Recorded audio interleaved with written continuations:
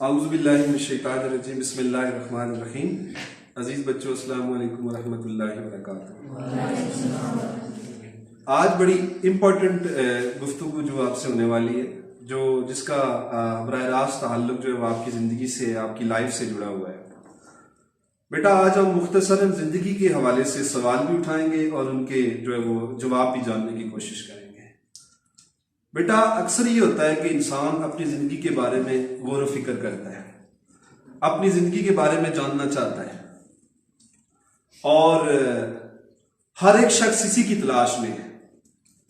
कोई ज़िंदगी का मकसद जानना चाहता है, कोई ज़िंदगी के बारे में गौर व फिक्र करना चाहता है, हर एक यही जानने की कोशिश करता है। सवाल उसके दिमाग के अंदर उठते हैं और फिर वो जवाब की तलाश में लग जाता है। ऐसा ही हर इंसान के सामने अगर जिंदगी का सवाल रखा जाए कि जिंदगी है क्या, व्हाट इज लाइफ, तो इंसान क्या करता है? जिसके मुख्तलिफ जवाब आते हैं। इंसान कहता है जी जिंदगी, कभी कहता है जिंदगी गमों का नाम है, ठीक है, कभी कहता है जिंदगी खुशी का नाम है, ऐसा ही है। कभी कहता है जी जिंदगी दर्द सर है, दर्द सर है, सर का दर्द है। और कोई नाखुश है जिंदगी से, कोई लाइफ में शिकायत का एक अंबार लगा के रखता है, और कोई कहता है जी जिंदगी बड़ी खूबसूरत है, और कोई कहता है जी जिंदगी को एंजॉय करना चाहिए, कोई कहता है जिंदगी से खुश होना चाहिए। यानी मुख्तलिफ किस्म की अपने अपने जवाब होते हैं इसके। तो अगर हम जिंदगी के मुतल्लक जानने की कोशिश करें तो जाहिर बात है हमें जिंदगी के ऊपर गौर व फिक्र करना पड़ेगा। ठीक है बेटा?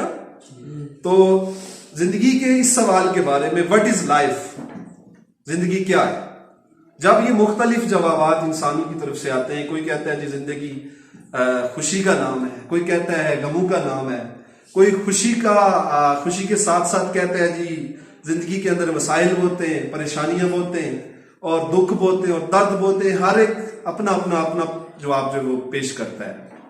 लेकिन हमने ये देखना है कि जिंदगी को कैसे हमने गुजारना है।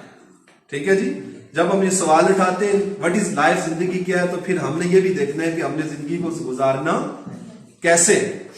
बेटा याद रखें, जिंदगी के मुतल्लक एक टीचर है, एक स्टूडेंट ने उनसे सवाल किया, एक टीचर ने स्टूडेंट ने एक टीचर से सवाल किया कि सर ये बताइए कि जिंदगी क्या है। तो फिर टीचर ने ये कहा कि इसका जवाब मैं आपको बताऊंगा, लेकिन कल आपने मेरे पास आना है, तो कल मैं आपको इसका जवाब दूंगा। तो इस सिलसिले में फिर जब ऐसा होता है कि जब वो जो स्टूडेंट है वो अपने टीचर के पास आता है जिंदगी के जवाब की तलाश में कि जिंदगी है क्या, ठीक है, उसके बाद होता क्या है, वो टीचर अपने स्टूडेंट को ही कहते हैं बेटा जो है वो जिंदगी के बारे में जानने के लिए आपने ये करना है कि आपको मैं ये देता हूं, ये कुछ हीरे जो है वो मैं आपके हाथ देता हूं, आपने ये करना है जाके इनके दाम का पता करना है, इसके दाम का पता लगाना है कि इसका रेट क्या है, इसका निर्ख क्या है, इसके दाम क्या है। ठीक है जी? तो वो ऐसा होता है बेटा कि वो स्टूडेंट चला जाता है उस हीरे को लेके, और फिर वो बाजार चला जाता है। सबसे पहले वो फल फरोश की दुकान पे पहुंचता है। ठीक है? कहां पे पहुंचता है? फल फरोश की दुकान पे, और उससे कहता है जी इसके आप कितने, इसके दाम कितने हैं, इसका रेट बता दें। तो वो कहता है आगे से बस ये आप 2 दर्जन केले ले जाइए और ये मुझे दे के जाइए, बस इसके यही दाम है। इसके बाद फिर वो चला जाता है जी के कपड़े वाले के पास। ठीक है? कपड़ा फरोश जो है, कपड़ा बेचने वाला, उसके पास जाता है और उससे कहता है जी कि आप इसके बदले मुझे क्या देंगे। तो वो हीरे को भी देखता है ऐसे करके, और फिर अपने कपड़ों की दुकान जो उसके कपड़ों के थान रखे होते हैं उसको भी देखता है, और फिर कहता है जी आप एक कपड़े का थान ले जाइए और इसके बदले मुझे ये दीजिए। ठीक है जी? इसके बाद सब्जी फरोश के पास जाता है। सब्जी फरोश जो है वो उसके पास जाता है और उसे हीरा दिखाता है और उससे कहता है इसका दाम लगाना है, इसके बदले में आप मुझे क्या देंगे। तो जो सब्जी फरोश है, सब्जी बेचने वाला जो है, वो कहता है कि इसके बदले क्या होगा, आप 2 किलो जो है वो आलू ले जाइए और फिर जो है वो ये मुझे दे जाइए। ठीक है? इसके बाद आखिर पे पहुंच के वो जो स्टूडेंट है, जो टीचर ने भेजा हुआ था बाजार में, वो हीरा दे के वहां पहुंच जाता है ज्वेलर्स के पास, ये जेवरात वालों के पास वहां पहुंचता है। और ज्वेलर्स जो था, जो जेवरात बेचने वाला, ठीक है जी, वो उसको कहता है कि इसके बदले में आप मुझे क्या देंगे, ठीक है। तो वो फिर जो ज्वेलर्स था, वो चूंकि हीरा शनास था, हीरे को जानने वाला था, वो कभी हीरे को देखता है तो कभी अपने वो जेवरात जो रखे होते हैं, ठीक है जी। तो उस आगे से कहता है कि मैं इसके बदले आपको कुछ नहीं दे सकता, क्योंकि ये हीरा क्या है, अनमोल है, इसके बदले में मैं आपको कुछ नहीं दे सकता, क्योंकि इसका रेट जो है, इसकी जो प्राइस है मेरे पास मौजूद नहीं है, ये एक अनमोल चीज है, इसकी मैं आपको कुछ भी पे नहीं कर सकता। तो बेटा वो जब वापस आता है वो स्टूडेंट अपने टीचर के पास, टीचर से वो जिक्र करता है कि इस तरह मेरे साथ हुआ। तो फिर उसने इस तरह बताया कि मैं फल फरोश के पास गया, फल फरोश ने जो है कहा कि मैं आपको 2 दर्जन केले दूंगा, हीरे मुझे दे दें। इसके बाद मैं कपड़े वाले के पास गया, उसने कहा कि एक थान ले जाइए और फिर क्या कीजिए कि हीरा मुझे लेके जाइए, ठीक है जी। इसके बाद वो जाता है किसके पास जी, सब्जी फरोश के पास। सब्जी फरोश ये बात करता है जी कि आप 2 किलो आलू ले जाइए और ये जो हीरा है ये मुझे दे के चले जाइए, ठीक है जी। इसके बाद आखिरी मरतबा वो स्टूडेंट अपने टीचर को बताता है कि मैं एक जेवरात की दुकान पे गया और वहां जो ज्वेलर था वो उसको जानता था हीरे को, उसने कहा कि ये अनमोल है, मैं इसकी कीमत आपको प्राइस नहीं दे सकता, ठीक है बेटा। तो अब होता क्या है, उसी वक्त वो टीचर अपने उस शागिर्द से कहता है, स्टूडेंट से कहता है, बेटा जिंदगी ऐसी अनमोल है, जैसे बाजार के अंदर आपको इस हीरे के दाम नहीं मिले, ये अनमोल था, ठीक है जी। तो जिंदगी में ये होता है, कुछ लोगों के यहां जिंदगी बेकार सी चीज है, जैसे वो हीरा फल फरोश, सब्जी फरोश और कपड़ा फरोश के सामने बेकार था, उसकी कोई हैसियत नहीं थी। लेकिन जो ही हीरा वो ज्वेलर्स के पास पहुंचता है, क्योंकि वो उससे आशना था कि हीरा है, हीरा अनमोल है, एक प्राइस वाला है, उसकी एक कीमत है, तो वो जान जाता है और फिर कहता है कि मेरे पास इसकी कीमत नहीं है, अनमोल है। तो बेटा ऐसा ही है, हम लोगों की जिंदगी में भी कुछ ऐसा होता है, हम जिंदगी को बेमकसद समझ रहे होते हैं, उसकी कीमत से, उसकी प्राइस से वाकिफ नहीं होते।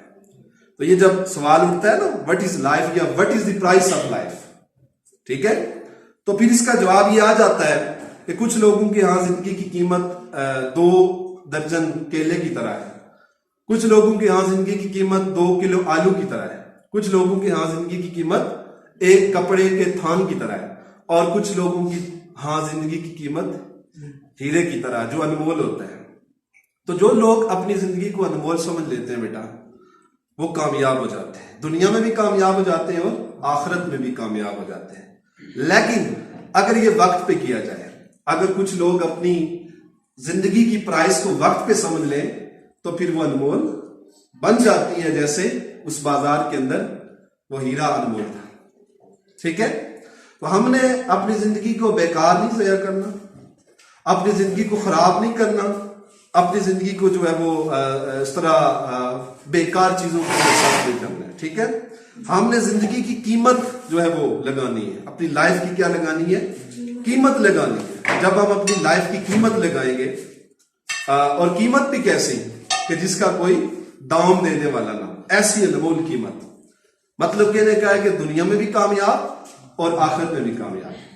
ये कैसे सफर मुमकिन होगा जिंदगी को कामयाब बनाने का, जब हम मेहनत करेंगे, जब हम तगदो करेंगे, जब हम कोशिश करेंगे इस्तकामत के साथ, मुस्तकिल मिजाजी के साथ, ठीक है जी, अल्लाह के फजल के साथ। बेटा याद रखें, जब अल्लाह का फजल नहीं होता तो कुछ भी नहीं होता, ठीक है। हमारी जिंदगी उसी सूरत में कामयाबी की तरफ जा सकती है, उसी सूरत हम दुनिया में भी कामयाब और कामरान हो सकते हैं और आखिरत के अंदर भी, जब अल्लाह का फजल हमारे साथ होगा, ठीक है बेटा। जब आप ये करते हैं, जब ये आप समझ लेते हैं कि मेरी जिंदगी में अल्लाह का फजल है, तो फिर आप इस चीज को जान लेते हैं, और जानने के बाद आप अपनी जिंदगी अल्लाह की मंशा के मुताबिक, अल्लाह की मर्जी के मुताबिक गुजारना शुरू कर देते हैं, ठीक है। तो बेटा जब इनकी 60 साल इंसान 70 साल इंसान पीछे मुड़ के देखता है, अपनी जिंदगी को देखता है, तो वो ये देखता है कि मेरी जिंदगी में ऐसा था कि मेरी जिंदगी एक वक्त था कि 2 दर्जन केले की तरह थी, मेरी जिंदगी एक कपड़े के थान की तरह थी, और मेरी जिंदगी क्या थी, 2 किलो आलू की तरह थी। ये इतनी प्राइसलेस लाइफ थी। ठीक है जी। तो फिर इंसान कहता है कि ये मेरी जिंदगी का वक्त बड़ा अच्छा था, ये बड़ा खराब गुजरा है, ये बड़ा अच्छा था।